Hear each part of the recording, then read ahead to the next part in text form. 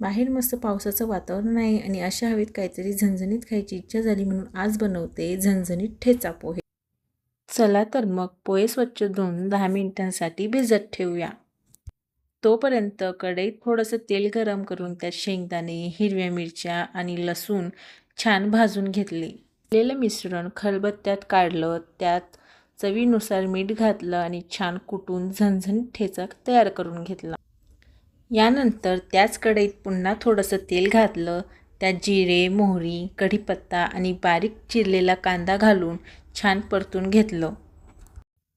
आता तयार केलेला ठेचा घालून हलकंसं मिक्स केलं, त्यानंतर चिमूटभर हळद घालून पुन्हा एकदा मिक्स।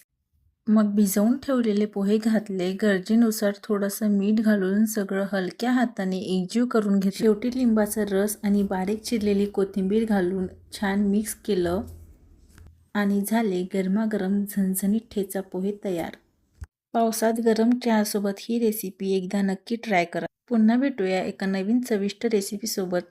तोपर्यंत लाईक, कमेंट, शेअर आणि फॉलो करायला विसरू नका। धन्यवाद।